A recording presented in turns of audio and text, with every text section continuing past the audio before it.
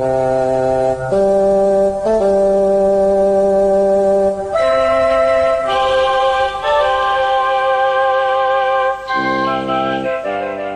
Geeks, Two Beers. Episode 77, The A-Team.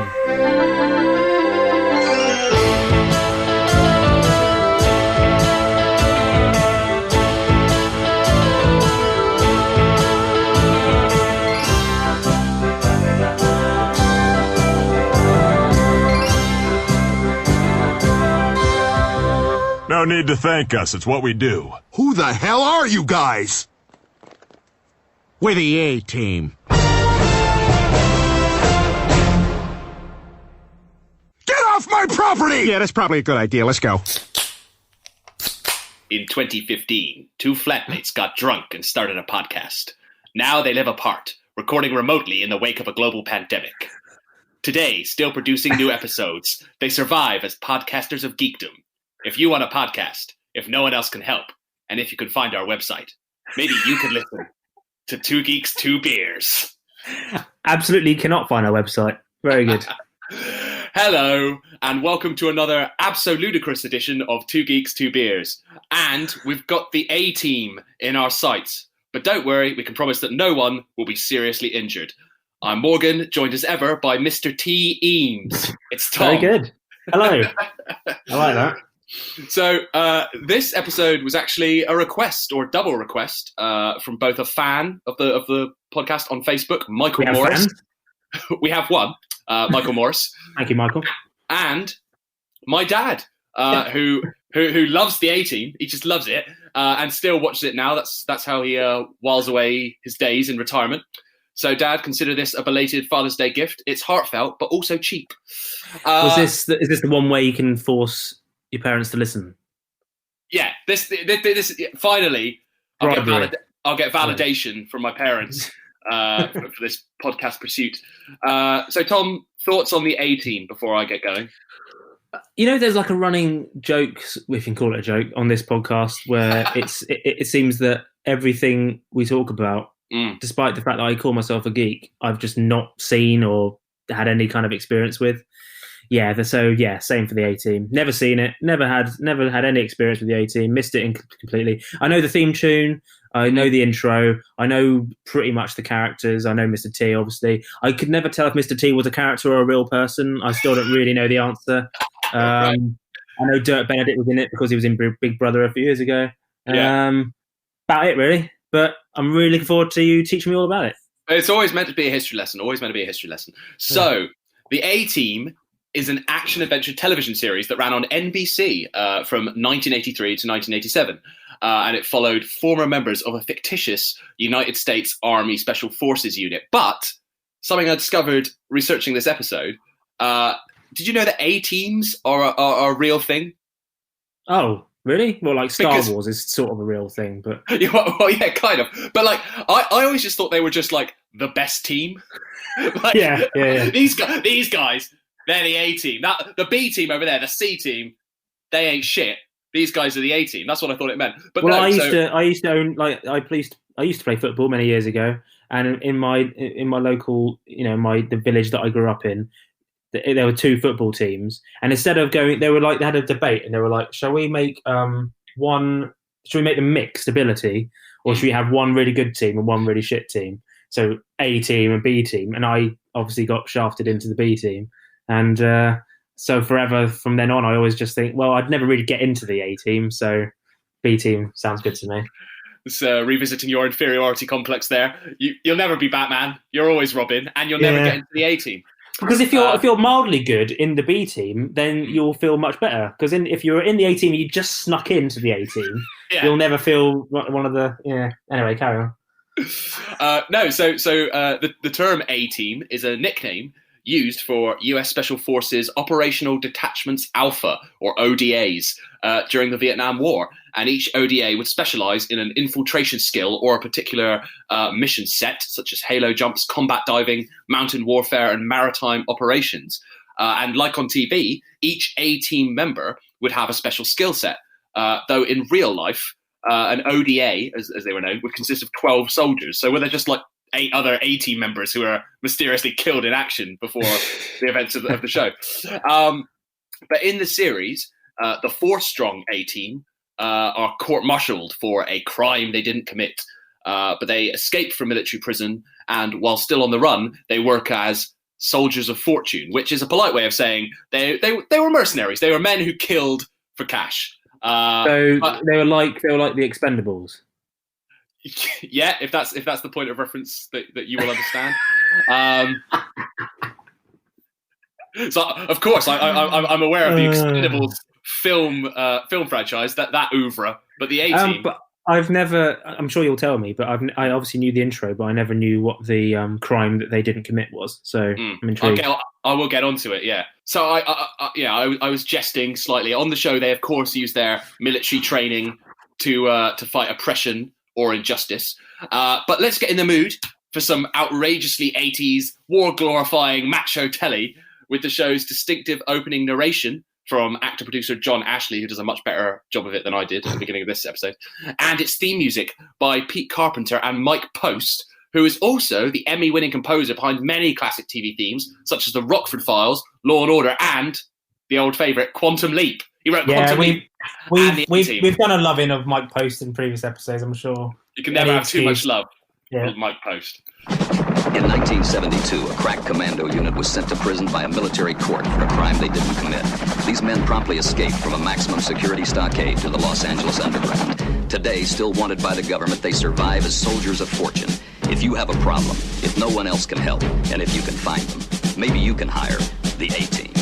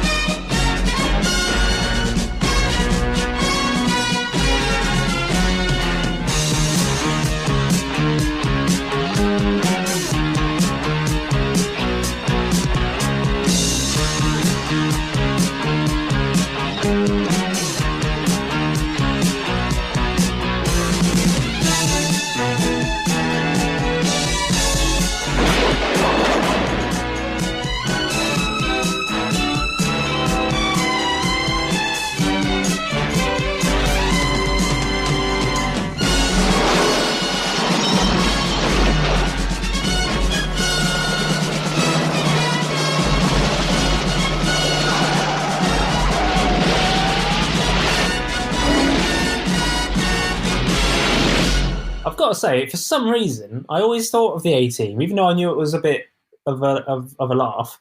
I've always thought it was sort of weirdly serious in tone. But watching that intro, it was like an out-and-out slapstick comedy. And that is not a misleading intro at all. Oh, no. Okay. So the show ran for 5 seasons, 98 pleasingly formulaic episodes. There were a few overarching stories, except the characters' continuing motivation to clear their names for the crime which they did not commit, with few references to events in past episodes, so you could really jump in at any time. And the A-Team was created by Stephen J. Cannell and Frank Lupo. Cannell, very interesting guy. He was originally a freelance writer on shows like Columbo and Ironside, but also created or co-created several dozen successful TV series throughout the 1970s up to the 1990s, often with his creative partner Lupo, who was at the time best known as the producer of the Battlestar Galactica sequel Galactica 1980. But Cannell created or co-created shows like The Rockford Files and 21 Jump Street, and he is thought to have scripted more than 450 episodes of television and produced or executive produced over 1,500 episodes. So he knows his stuff. He knows his stuff, but he was also an actor. He played the crooked police officer Donald Dutch Dixon on his own self-created series Renegade, which was about a police officer framed for a crime he did not commit. I also just like the idea. It was like, fancy that for myself.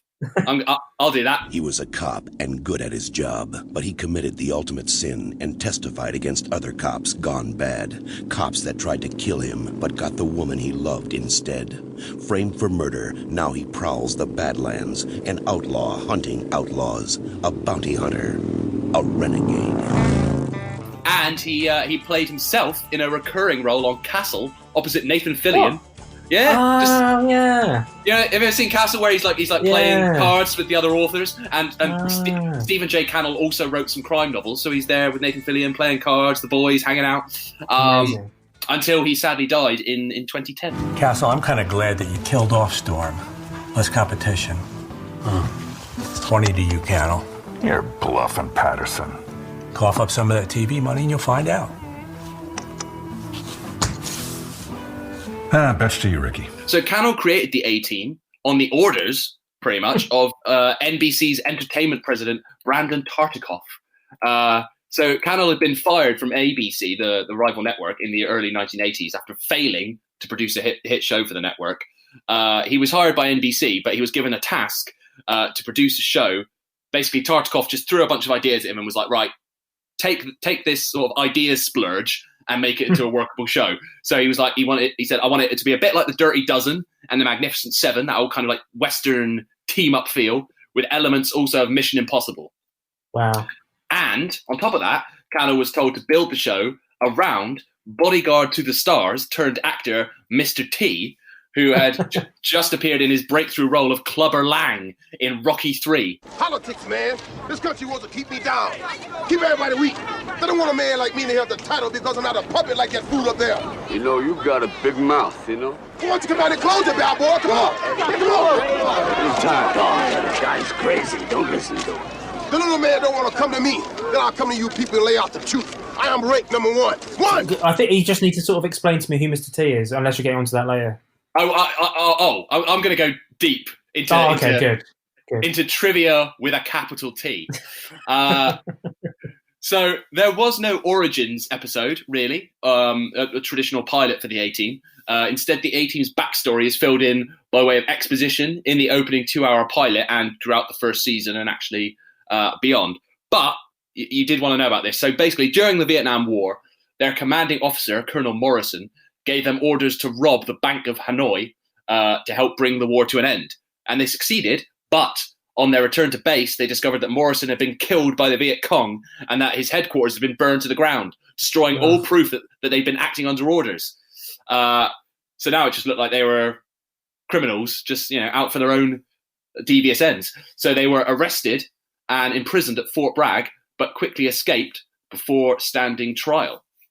And the A-Team's leader was the unflappable, cigar-chomping Lieutenant Colonel John Hannibal Smith, played by George Peppard. And when we were watching the title sequence earlier, you were very excited for some reason by the inclusion of George Peppard. You're like, I didn't realise it was George Peppard. Do you know, really earnestly as well, do you know what it is? Is that I really like Breakfast at Tiffany's. Yeah. Starring George Peppard, and in that he's a bit of a wetty in that film. He's not super cool or anything, but he's a good leading man. And I have to admit, I'd never realised he did much. I knew this guy, and never realised it was the same person. Didn't connect too. Yeah, so that's also, cool. I like that. Also, maybe I've just had a beer or two, but what a fun name to say, yeah. George Peppard. It's not peppered. No. Peppard. Yeah. Do you reckon they were like, checking in, Mr. Peppard? And he's like, it's Peppard. I reckon definitely that happened. So Hannibal Smith was famed for his unorthodox but effective plans. He was both a master tactician and master of disguise, adopting a variety of different guises across the series, including that of Chinese laundromat owner Mr. Lee. The A-Team is, at the time of recording, still available to stream on Amazon. It hasn't been taken off like Gone with the Wind or anything. No, not yet. I love it when a plan comes together. The first choice to play Hannibal was actually James Coburn, but the role eventually went to Peppard, who was a former Marine himself, who, as you mentioned, had previously starred alongside Audrey Hepburn in Breakfast at Tiffany's in 1961. Maybe that was where he got the idea for Mr. Lee. Oh yeah, good point. Yeah. Peppard was only available after being fired from the role of Blake Carrington on Dynasty after clashing with that show's producers. He was apparently notorious for being difficult to work with. Allegedly, although Mr. T denies this, but allegedly he and Mr. T did not get on. Wow. With Peppard jealous when T became the show's breakout star, even though he was sort of ostensibly the leader of the pack. On meeting his co-star, Dwight Schultz, Papard reportedly introduced himself by saying, "Hello, I'm George Papard. I'm not a very nice man."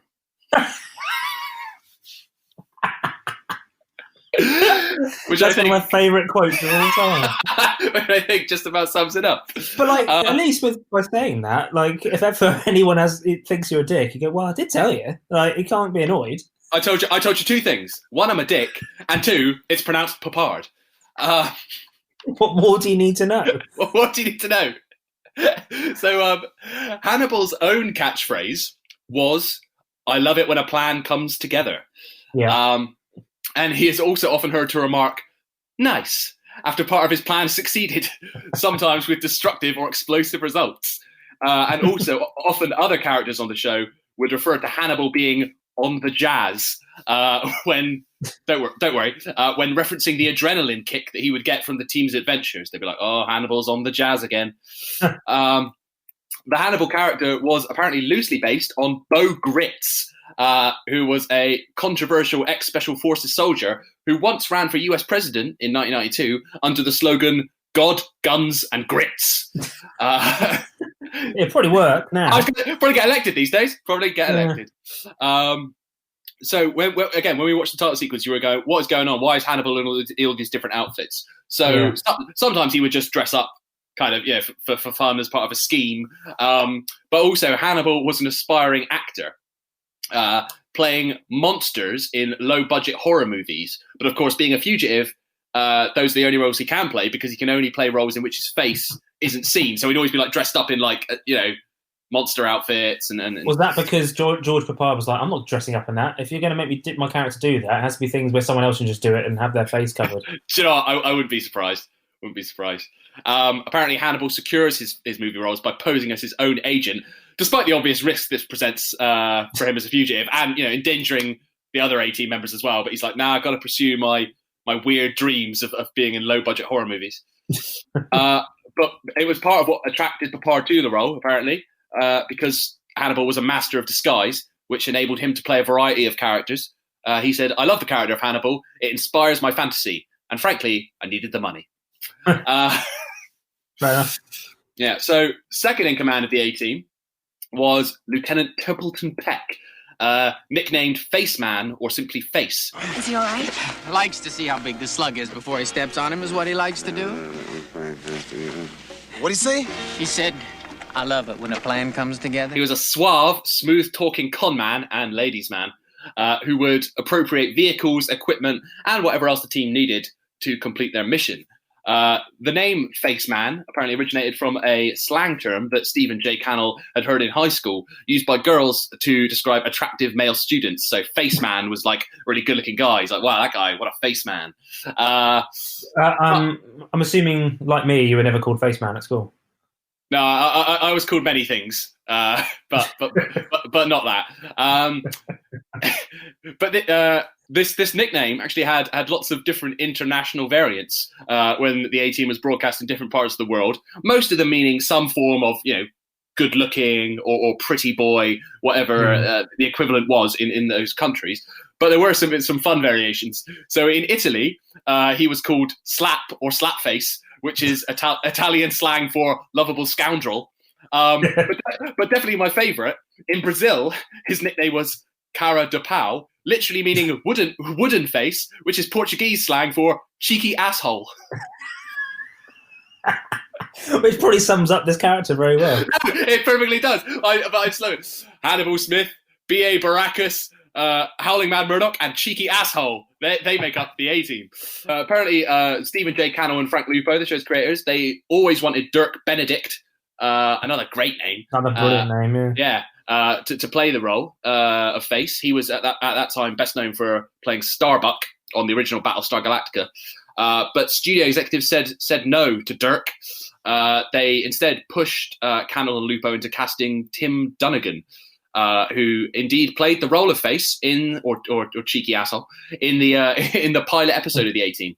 But after it was completed, he was thought by those same executives, they changed their minds. They said, no, he's too young to be a believable Vietnam veteran. Cannell and Lupo got their way, and he was replaced by Dirk Benedict for the rest of the show's run. And Dunnigan himself later said that he thinks they made the right choice. He said, "I look even younger on camera than I am, so it was difficult to accept me as a veteran of the Vietnam War, which ended when I was a sophomore in high school." But even though he lost out on the role of Face, it wasn't all bad news for Dunnigan. I found this out. He went on to front the 1980s sci-fi series Captain Power and the Soldiers of the Future, which you got to have a look at this. You got to have a look at that? Oh, just you wait. Power on. Captain Power and the Soldiers of the Future. Earth 2147. The legacy of the Metal Wars, when man fought machine and machines won. Biodreads, monstrous creations that hunt down human survivors and digitize them. Volcania, center of the Biodread Empire, stronghold and fortress of Lord Dread, feared ruler of this new order.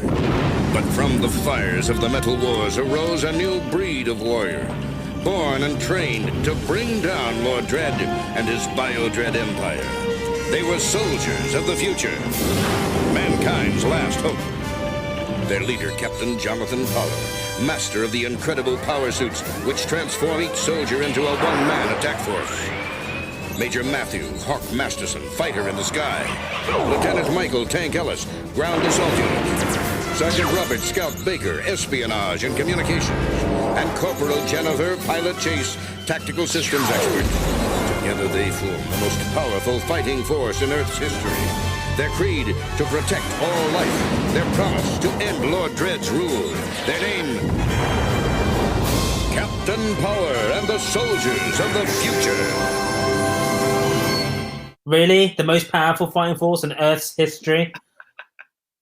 5 guys in silly suits? I did think that. Wow, that was impressive. Doesn't quite have the same legacy as the A-Team. As you mentioned at the opening of this podcast, Dirk Benedict appeared as a contestant on the 2007 UK series. Oh God, 2007. Earlier was like a few years ago. It's 13 years ago. Appeared in the 2007 UK series of Celebrity Big Brother. He arrived on launch night, I don't know if you remember this, in a replica of the A-Team van, smoking a cigar, which wasn't even his thing. That was Hannibal's thing. Yeah, don't worry about it. And accompanied by the A-Team theme tune. He finished in 3rd place behind Jermaine Jackson and Shilpa Shetty. Great year. Good year. Controversial year. And Dirk Benedict has said many controversial things in his time, but he wasn't, for once, at the centre of that storm. So good for Dirk, I guess. The third member of the A-Team was the team's pilot, Howling Mad Murdoch, played by Dwight Schultz. Murdoch, we must just persevere. We shall make the skies safe for Mumsy, Daddy and Buckingham. God save the Queen. At least give it a break. Murdoch, could we hurry up? Sure, anything you want. Murdoch is called Howling Mad because he was declared clinically insane. So it's not just like, oh, he's crazy, he's a bit of a maverick. No, he is actually mad. He lives in a mental institution for veterans for the show's first 4 seasons, from which he routinely escapes to join his teammates on their missions. He's not even meant to be there. No, he keeps breaking out. So he's incarcerated and on the run. Well, hang on. So we will get onto that. That's a good point. That's a good point. Okay. So Murdoch suffers from paranoid anxiety, delusions, and also frequently refers to his invisible dog, Billy. Though the possibility exists that he is just faking his craziness, which I believe is the medical term, to avoid a jail sentence. So while the other A-Team members are on the run, Murdoch might be faking being mad so that he can go into a mental institution instead of jail. Okay. Got it? Okay. Right, okay. But then he would just break out of the medical institution to go on all these missions, which surely would sort of, invalidate that, and he would end up in jail anyway. Don't worry about it. You know, like the end of every Hulk episode, he had to like escape the town and go back and go find something else. Is it the same with this? After every episode, he goes back to the mental home, and then is that how it works? With his little knapsack or whatever it is that we can never remember what that thing's called. You know, a little picnic thing on a stick. NBC executives were apparently initially, again, didn't like Dirk Benedict and also were not fans of the Murdoch character. They thought he was too over the top, which, he is quite over the top. But they wanted him removed from the show after the pilot. They said either tone it down massively or get rid of him. Can't have any more of these shenanigans that we've seen in the pilot. It's too much. But they changed their minds when he proved popular with test audiences. I don't know if this is true, but Dwight Schultz claims that they have those little kind of like you like press a button when you see something you like, and the little counter goes into the red. Apparently, every time Murdoch was on screen, they'd be like, "Yes, hit the button. We love Murdoch," and it'd go right into the red. But we're now onto the part that you've been waiting for, Tom. Right. If not our listeners, if they've even made it this far. Finally, there is the fourth member of the A-Team, the team's strongman, mechanic, and Sergeant First Class, Bosco B.A. Baracus, played by Mr. T, who drives the team's iconic black 1983 GMC van with the red stripe. You're so crazy, fool. Yeah. See, I think, honestly, for years, I've never been sure if B.A. Baracus was his real name in real life, or if Mr. T was his real name, or if Mr. T was the character name, or vice versa. Well, so I'm glad you've solved that for me. B.A. Baracus is the character in the A-Team. Mr. T is obviously not his real name. Well, no, but yeah. He wasn't born... he wasn't born unto the family T. And they're like, what are you going to call him? Mr. Although that would be great. It was just, so B.A. Baracus, B.A. stands for bad attitude. And despite, and this is a direct quote from the show, one of the worst conduct records in the army, he is also a mechanical genius with an amazing talent to make incredible weapons and vehicles out of everyday junk.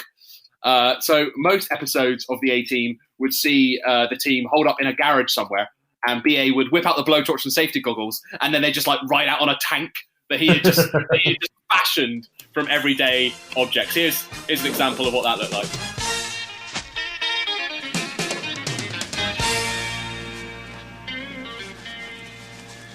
How's the market, Face? Frisco bid in at 43 cents more a bushel than L.A. Great. Where's my car? Isn't it beautiful? Lady, couple boats, fresh paint, it'd be good as new. How do I get into these things? Like Pimp My Ride. What was who's the character in Thundercats that did the same thing? I was going to bring that up, but I thought no, too niche. But that's why we're friends. Panthro in Thundercats, famously. Yeah. Go back and listen to our Thundercats episode. Episode 2, I believe. Yeah. Episode 2. Yeah. He created the Thunder Tank from the sort of scrap and remains of the Thundercats crashed spaceship. Because of course you could just build a tank from space shuttle remnants. Possibly in a tribute to Mr. T. I think B.A. Baracus and Panthro would get on. I think they'd be a good pair. Yeah, I think so. So B.A., on top of just being a bit of a dick and being also a mechanical genius, he also suffered an intense fear of flying. Hence his catchphrase, "I ain't going no plane." This difficulty was often overcome throughout the run of the show by other members of the team drugging him, knocking him unconscious, or even in one episode, hypnotizing him. Where we going? Keep on going. We're going to turn right up here. I ain't going to no airport, Hannibal. I ain't going to fly with that crazy fool Murdoch. Did I mention Murdoch? Murdoch? We're not going to the airport, B.A. Isn't Murdoch kind of crazy? If he's flying, then we're dying. Turn right up there.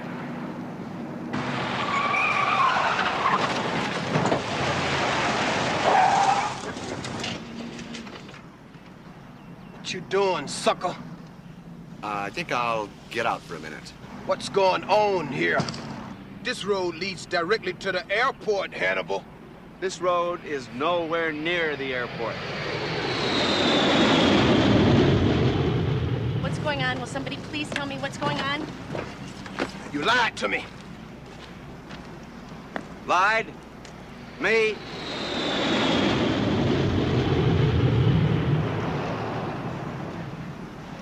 I told you what I was going to do to you next time you try to take me on an airplane, didn't I? Please, what is going on? Now, B.A., you're going to have one of your anxiety blackouts. And now, take it easy, B.A. Take it easy. Why'd he hit you? Hit me? If he hit me, I'd be in the hospital. What I enjoyed most about that clip, B.A. has such a bad attitude that even though he's in the driver's seat of the car, he doesn't get out the driver's side. He sort of climbs over the car to get out the other side, just because he's a badass. Yeah. So this from Wikipedia on that subject. For the 2010 A-Team movie, which was sponsored by British Airways, BA's initials were jokingly changed to British Airways in some marketing. This was considered cynical by fans, as it is well known that BA refuses to travel on aircraft. I know, like, this is the one thing. Like, come on. Famously, he don't want to get on no plane. He's not getting on no plane. BA was also known for his other catchphrase, "I pity the fool," which actually Mr. T first uttered as Clubber Lang in Rocky 3. There's a little crossover there. Very confusing. So, like, is he just the sort of? Is he allowed to just sort of be the same thing whatever he's in, and he's sort of? It's really confusing. I don't really get. It's a distinct personality, isn't it? Well, and also, like, the head of NBC was just like, right, here's this guy. He's an incredible personality. Literally build the show and the character around him. Put him in the show and make a show around this guy because he's incredible. And so everything he's in ever since is just do that again. Pretty much. I don't get tired of it. I don't get tired. Yeah. I mean, you don't want him doing like a serious role, do you? You don't want him to like, you know. Yeah. No one's crying out to see Mr. T's Hamlet, are they? Come on. I mean, I would. I mean, that would be amazing. To be or not to be? That is the question, fool. That would be great, actually. Now I start to think about it. T does Shakespeare. So Mr. T in this show used a catchphrase that he had previously used when he played Clubber Lang, Rocky's opponent in Rocky 3. So the way that all came about was in 1980, Mr. T was spotted by Sylvester Stallone while taking part in NBC's America's Toughest Bouncer competition. Must have been on during the summer. Apparently, part of this competition, he had to take on another hard bouncer in a boxing match. And before the final boxing match, Mr. T said, "I just feel sorry for the guy I have to box. I just feel real sorry for him." And he was right, because the fight was scheduled to last 3 rounds, but Mr. T finished it in less than 54 seconds. And this inspired Stallone to include a similar line in Rocky 3, "I don't hate Balboa, I pity the fool." And that catchphrase then became Mr. T's trademark. He even starred in reality TV show I Pity the Fool in 2006, which saw him traveling from town to town giving advice, solving problems, and teaching fools some basic rules. You know, like Uri Geller has managed to forge a career of spending a spoon. He bent a spoon once in 1972, and he's still around doing the same thing. I feel like there should be a club for those sort of celebrities who have just sort of, you know, the one trick ponies. Yeah. Do you want to see a clip from I Pity the Fool? Of course I do. Of course you do. Now, I ain't no shrink, but I don't shrink away from no challenge neither. I'm just teaching fools some basic rules. And there's no shortage of fools who need my help. Dear Mr. T, we need a real-life superhero like you to turn this place on its head. Scott and the rest of the folks at Nimitz Motors need roadside assistance. You know what I'm gonna put in the tank? I'm gonna fill it up with motivation. All right, man. Hey, man, I'm glad to meet you. When that bell rings, there's another carbon soul, right? That's right. Why do car salespeople have a bad reputation? Customers want to offer me $10,000 for a car that I paid $11,000. This is not a non-profit organization. We're here to make money. I'm not here to criticize you. I'm just coming here to help you. We're going to motivate and elevate. Tomorrow, I'm going to come in with my suit, with my tie on, and I'm going to try to sell a car myself. All right. Are you with me? Yeah. I pity the fool. Can you believe? I think it's an outrage. It's an outrage that that show only lasted 6 episodes before being swiftly canned. But did he help them in that clip at all? I feel like he went there, shouted at them a bit, and then said, "You're doing a shit job. Come on." Obviously, they're going to buy it off him. He's Mr. T. Are you joking? He filled up their tank with motivation and inspiration, fool. I don't think that car dealership still exists today. That's what I'm saying. It's like when Gordon Ramsay I was going to say, Ramsay. Kitchen Nightmares. None of those kitchens survived. Sidebar, but if you ever watch an episode of Kitchen Nightmares and think, wow, Chef Gordon did a great job of turning their fortunes around, Google it. Every single one of those is closed now. And I bet it's the same for that car dealership on I Pity the Fool with Mr. T. First name Mr. Last name T. On which note, actually, nice segue. Mr. T was born, this will confuse you even further, there's another name to deal with. He was born Lawrence Terode, but he named himself Mr. T to combat racism because all white people would have to call him Mr., which he said was a sign of respect that my father didn't get, my brother didn't get, that my mother didn't get. Now, I like the sentiment, but it would be slightly odd if someone called his mother Mr. Anyway, and this is, sometimes you get a thing where you're like, well, this isn't strictly related to what we're talking about, but I'm never going to have the chance to talk about this on the podcast again, so I'm just going to do it. So, not strictly A-Team related, but in 1984, Mr. T made a motivational video called Be Somebody or Be Somebody's Fool. I've seen this, in which he gives helpful advice to children throughout the video, including how to make tripping up look like breakdancing. It's very specific. Oh, hi there. I'm Dr. T. Have you ever been embarrassed, ashamed, or exposed? I mean, done something so absolutely ludicrous that you wish you could have moved to a deserted island and hide your head in the sand? I mean, check this out. Now, how can that little brother recoup? Let's run that again.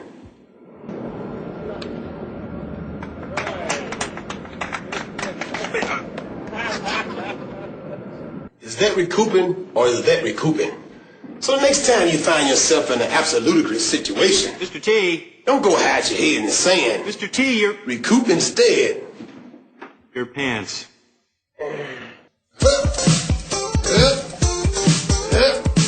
Recouping.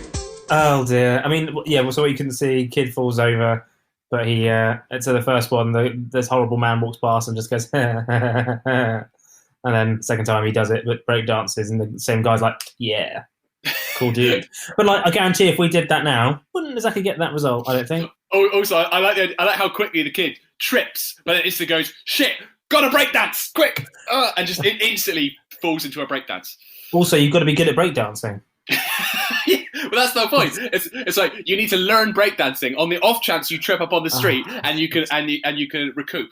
Sounds like far too much hard work for me, to be honest. I've certainly never done anything so absolutely ludicrous. Apparently, the motivational video is roughly 1 hour long, but contains 30 minutes of singing, either by the group of children accompanying him or by Mr. T himself, and it includes the banger "Treat Your Mother Right" (open brackets) "Treat Her Right" (close brackets). Okay. Have you seen this? No. Oh my God, you're in for a treat. 12? You couldn't be more than 5. You're so fat they have to jack you up to take off your shoes. Yeah, well, you're so skinny your eyes are in single file. Well, you're so ugly your ears stick out to get away from your face. Well, your mama is Hold it, wait a minute. Don't bring anyone mother into this. She ain't here. If it wasn't for your mother, you wouldn't be here. So remember, when you put down one mother, you put down mothers all over the world. Treat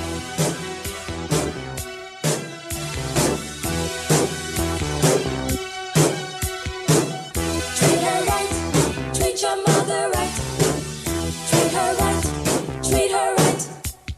Mother, there is no other like mother. So treat her right. Mother, I always love her. My mother, so treat her right, treat her right. M is for the moan and the miserable groan from the pain. So now you've got a bit of a briefing on the entirety of the A-Team. And as I say, when I was a kid, I just thought they were called the A-Team because they were the best team around. Which even at the time I thought was fairly ridiculous, given you've got Hannibal, their leader, who's pushing 60. And consistently risks the team's safety by pursuing a career in B-movies. Face, a man whose special skill is he's good looking. Murdoch, who is actually clinically insane, and Mr. T. Like that. who the fuck are the B team? If these guys are the A team. So other characters who featured in the A team included the reporter character Amy Amanda Allen, Triple A, played by Melinda Coulier, and later her replacement, Tonya Baker, played by Maria Heasley. There was also a series of military police hunting the A-Team, including Colonel Francis Lynch, played by William Lucking, who, if you've ever watched Sons of Anarchy, plays Piney in that show. Colonel Roderick Decker, who played by Lance DeGoe, and General Harlan Bull Fulbright, played by Jack Ging. The A-Team was famous for its cartoonish violence. It featured high-octane combat scenes with lethal weapons, wherein the participants are never killed and rarely seriously injured. After almost every car crash, there is a short take showing the occupants of the vehicle climbing out of the mangled or burning wreck. And that also happens in helicopter crashes. You just see them just get out. Right. Stephen J. Cannell later admitted that the show's writing staff became aware of this trope and would later have characters survive seemingly fatal events on purpose because they thought it was funny. Just see how far they could push it. But one of the few characters to be definitively killed off on screen was General Fulbright in the season 4 finale, The Sound of Thunder, which was a more serious and somber episode than usual. Last time I saw you, you're trying to kill me. Oh, you're so pretty. Not like our old man. Smith. You and your men. Good soldiers. I'm glad we ended up on the same side. So the A-Team was a ratings hit for NBC. It became the flagship show for what was then a struggling network. It was huge in the US and internationally, and the cast were mobbed by fans worldwide. And it also spawned spin-off merchandise, including comic series and A-Team novels, including 2 Choose Your Own Adventure books. But ratings began to fall dramatically with the 4th season.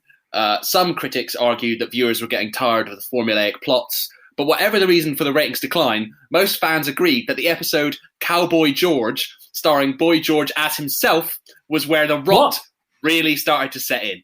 Boy George? Yeah. Idea.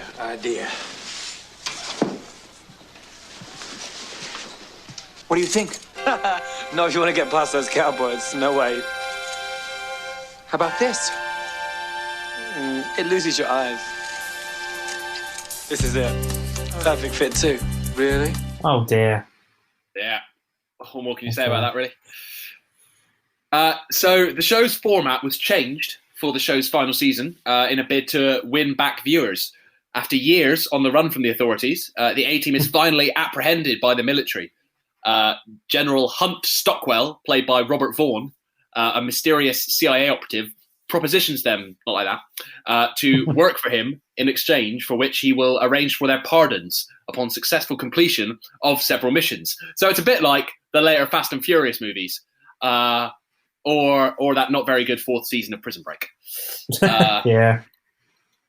So Stockwell and another new character, former US Army soldier and special effects expert Frankie Dishpan Man Santana, played by Eddie Velez, joined the show as regular characters. And whereas previously the A-Team had faced off against usually local thugs, now they were involved in things like political espionage. These changes, though, proved unsuccessful with viewers, and ratings continued to decline. And so at least they didn't do what other shows that you've tackled have done, where they've brought in aliens and angels and all that kind of stuff. That's normally what happens. No, the A-Team in space, though, I would have liked to see it. Get that anal probe away from me, sucker! Could have been great. So anyway, that didn't happen. The A-Team ultimately ended after a shorter final season of just 13 episodes, with NBC declining to order a full season of 22. Though we're second to last, the intended series finale is the episode The Grey Team, in which Hannibal breaks off the team's relationship with Stockwell. In the final scene, the team consider what they would have done if they had gotten a pardon, though they come to the conclusion that they would have just kept on being the A-Team. Or, as Wikipedia puts it, Murdoch wonders what the future holds for the A-Team. Hannibal assures him they'll have many more years of their zany adventures. Just think, if we get a pardon, we may never have to eat a knuckle sandwich again. Wouldn't bet on it, crazy man. Looks like Hannibal's on the jazz again. No, you tell me right now, you tell me right to my face, you tell me that you don't have a plan. Well, I was thinking, like Bernie and George, what are we going to do when this thing's over? I mean, what are we really qualified to do? Go after thugs in the park? And outlaw motorcycle gangs? Organized crime figures?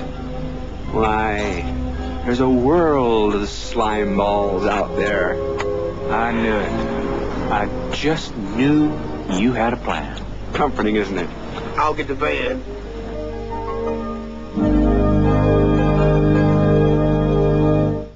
I'll get the van. Sad.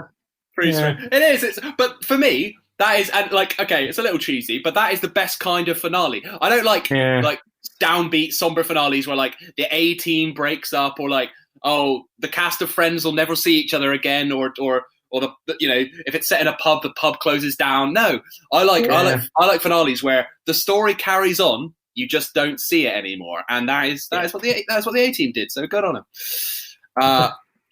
The A-Team ended in 1987, but from the mid-90s onwards, various film versions were in development with a number of different writers attached. Now, as ever, you know, what do you expect? You know what this podcast is by now. A lot of this information has come from IMDb trivia. All right, so we're going to have films that were tipped to star, like Arnie and Stallone, and probably weird ones like Dustin Hoffman, and then like Gary Busey or something.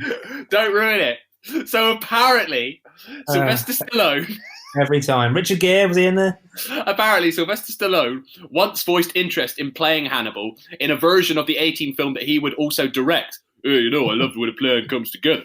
He did The Expendables instead. Yeah, which is pretty much the A-Team. It's true. Yeah. So maybe there is a kernel of truth there, a lieutenant kernel of truth. But this I think is legit. So John Singleton, who directed Boys in the Hood and Shaft, he was initially assigned to direct the A-Team movie, but in October 2008 he pulled out of the project. Again, allegedly, at various points, considered for the role of Hannibal in the movie. Harrison Ford, Bruce Willis, George Clooney, who I think would have been great, Mel Gibson, and Tommy Lee Jones. Also, allegedly, Kurt Russell, Jeff Bridges, Jeffrey Dean Morgan, Ron Perlman, and of course, Arnie. Yeah, Arnie. Yeah. I love it when a plan comes together. Yeah, of course. Just every actor again. Yeah. Apparently, actors considered for the role of Face, and like quite an age gap here, but Tom Cruise and Christian Bale considered for the role of Murdoch. Again, two very different choices. Jim Carrey and Sean William Scott. Amazing. And up for Mr. T's old role of B.A. Baracus, both Ice Cube and The Rock. But no one else can do it. I mean, I'm sure someone did in that remake, but you kind of have to make it the Mr. T again. There's no one else that can do it. It's like when they rebooted James Bond, but you had to bring back Judi Dench. There was no other one. And in The Lion King, you had to have James L. Jones. Like, there's no point trying to get anyone else. I mean, there were M's before Judi Dench, but no, I take your point. You know what I mean? I take your point. But eventually, the version of the film, the A-Team film that eventually got made, was released to cinemas in 2010 and was co-written and directed by Joe Carnahan. And it brings to the screen, for the first time, the circumstances that saw the A-Team court-martialed and jailed. So it serves as both a remake and a prequel to the TV series. But is the whole film the prequel? Yeah, kind of a little bit. Oh, don't get bogged down in that bit. We want the fun bit after you've... Oh, no. They would have done the fun bit in a sequel, which... no. Yeah. It's that, again, presumptuous people assuming you'll go and see a sequel which never gets made. So many niche jokes. This court is rendering guilty verdicts for this Alpha Unit, or A-Team, and incarceration in maximum security facilities for 10 years. We are innocent.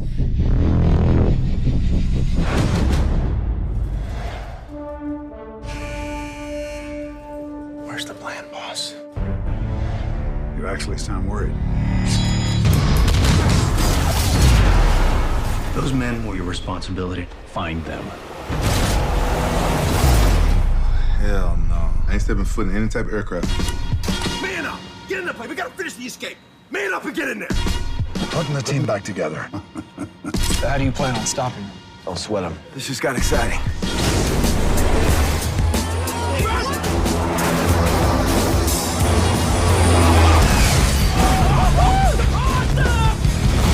Give me a minute, I'm good. Light them up! Kill them all! Give my team an hour. We're unbeatable.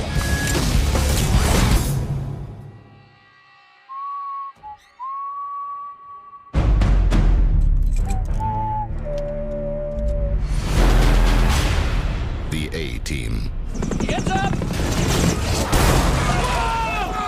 You faking my van! I'm gonna kill you, fool! You can't park there. It's a handicapped zone. Yeah, it looks alright. That's a bit of fun. So, in case you didn't know, that film eventually starred Liam Neeson as Hannibal, Bradley Cooper as Face, UFC champion Quinton Rampage Jackson as B.A. Baracus, and Sharlto Copley as Howling Mad Murdoch. Dirk Benedict and Dwight Schultz both make brief cameos. By this point, George Papard had passed away, and Mr. T turned down a cameo. But Dirk Benedict actually said he later regretted appearing in the film because he considered it a non-part. He said they wanted to be able to say, "Oh yeah, the original cast are in it," but we're not. It's 3 seconds. Yeah. Kind of insulting. Yeah. The A-Team film received a mixed reviews. Not surprised. Do you know what Ebert thought? 2 thumbs up, whatever. 2 stars out of 4, I guess. Incomprehensible mess. That's what Ebert called it. Oh no. The film also suffered an underwhelming performance at the box office. It made $177 million, but on a budget of $110 million. So not a huge amount of profit. Though the cast and Joe Carnahan were initially open to a sequel, Carnahan eventually said that it wouldn't happen due to the film just not making enough money. It's fun, isn't it? You had those like that little period of remaking classic TV shows that just didn't really, no one cared. Like Miami Vice, it was just shit and no one cared. Yeah. And it'd be like it should be good. It should be on paper, it'd be a good idea. But for whatever reason, just wasn't. You know. Miami Vice missed the point by being like super serial, and whereas Miami Vice was fun and camp, and this the A-Team at least got it that it was meant to be a laugh and the boys together having fun. It at least got that, and there was no sequel to the A-Team movie, but the show's legacy lives on, sometimes in strange ways. In 2016, Lego released a pack that included a B.A. Baracus minifigure and constructible van, the pack unlocking A-Team themed content in the video game Lego Dimensions, including all 4 team members as playable characters. What kid is asking for that? I mean, I love it. I love they did it. But what 8-year-old is like, I want the A-Team in Lego Dimensions? They don't even know what the A-Team is. They're clearly aiming it at those, the people, we've said this before, even though they're saying it's for kids, a lot of the people using this are in their 40s and 50s. But I would say, like, it was when Lego Dimensions was like, I think it was like one of the versions of Lego Dimensions. I think maybe like the Doctor Who expansion pack. First came out, and I was at San Diego Comic-Con, and they had you can go up and like trial it. Yeah. And I went up, and I was idea. I was like, how do I do this? Well, it's too complicated. This little like 8-year-old kid came up and just schooled me. He was just amazing at it, and I was like, what is going? Wow, come on, yeah, but you don't know who the A-Team are, you little shit. Anyway. A year prior to that, before 2016, in 2015, Fox announced that they were developing a reboot A-Team TV series with Fast and Furious writer-producer Chris Morgan as executive producer. And the new team would apparently have been made up of both male and female characters to have a bit of equality there. But the reboot never materialized. But despite its cartoon violence, glorification of the Vietnam War, and its lack of substantial female characters, there is still a lot of love for the A-Team out there. I think this pretty much sums it up well. In a 1983 review, the New Statesman said, "The politics that underlie the story of a group of Vietnam veterans turned desperados may be dangerous, but it's an exhilarating show to watch." It's basically what we say. It's a lot of fun, though. It's a lot of fun. It's weirdly sort of wholesome in its own way. The A-Team, from the looks of it. It's sort of it's not too serious, and it's not to be taken seriously. And it's just no one really dies. I mean, that guy you showed me earlier did, but generally speaking, like, yeah, you know, you're all right if you're in the A-Team, and yeah, don't worry about it. It's fine. Even Boy George can be in it, and it's all great. So fine, don't worry about it. Yeah. So that is it. If you thought this episode was A-OK, you can find many more at twogeeks2beers.com. We're also on iTunes or Apple Podcasts, Spotify, Stitcher, Podbean, Global Player, Overcast, all other good podcast outlets. Do the next bit, Tom. The next bit is the fact that we are also on all the social channels at 2GeeksCast, that is. So if you go on Twitter, Facebook, or Instagram, you'll find us on there. And we're also uploading little bits on YouTube as well. And we're thinking, we reckon, let's just upload all the episodes as we go on YouTube as well. So if you prefer listening to your podcasts on there, you can. Yeah, if you've got a friend who's never heard the show, why not pity that fool and recommend 2 Geeks, 2 Beers to them? We've got maybe this episode, maybe one of the dozens of other episodes we've got. And we're also on Patreon, where you can sponsor the podcast, helping to fund our recording sessions and equipment and advertising, things like that. All your money goes directly back into funding the show, and you get special bonus material. There's exclusive episodes of the show that are only available and will only ever be available on Patreon. Little outtakes. Sometimes we put up like first listen snippets up on there as well. Depending on how much you donate, you can even get a mini episode or a full length episode that's exclusive just to you about any topic of your choosing. You know, within reason, but we're pretty reasonable guys. Yeah. You can also email us, podcast@twogeeks2beers.com, and send us thoughts, feedback, suggestions for future episodes, or just tell us to shut up, fool. Now, to play us out, did you know, Tom, that in France they had a different version of the A-Team theme song with lyrics? Oh, brilliant. Okay. So here is the French theme to the A-Team, or as it was known there, the All Risks Agency. So I'm just going to kick back and smoke a cigar. I love it when a podcast comes together. Accusés d'un vol qu'ils n'ont pas commis, n'ayant aucun moyen d'en faire la preuve, ils fuient sans cesse devant leurs poursuivants. Pour subsister, ils emploient leurs compétences. Quand la loi ne peut plus rien pour vous, il vous reste un recours, un seul, l'agence Tourisque. L'agence Tourisque, c'est vraiment la dernière chance, au dernier moment, les mauvais coups, c'est truand, l'agence des règles au comptant. Si la justice vous attend, l'agence Tourisque, l'agence tournant, pour la victime, aux affaires, tout à coup elle surgira.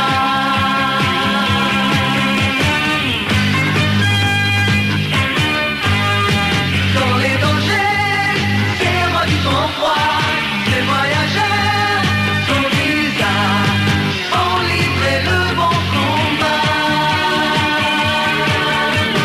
L'agence Tourisque, c'est vraiment la dernière chance du moment. L'agence Tourisque, c'est vraiment la dernière chance du moment. So as we've said before, some of our favourite TV shows are the ones where you could sing the name of the show in the theme tune. So, the A-Team, the A-Team. Yeah, last of the summer wine. Yeah. Do you want to know what the English translation is for those French lyrics?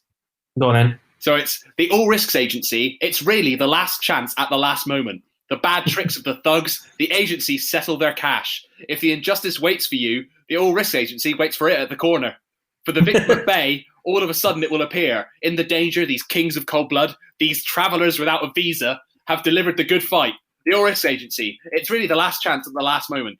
The All Risks Agency. It's really the last chance of the moment. I love that. Oh, travellers without a visa. It's like, oh, you're odd.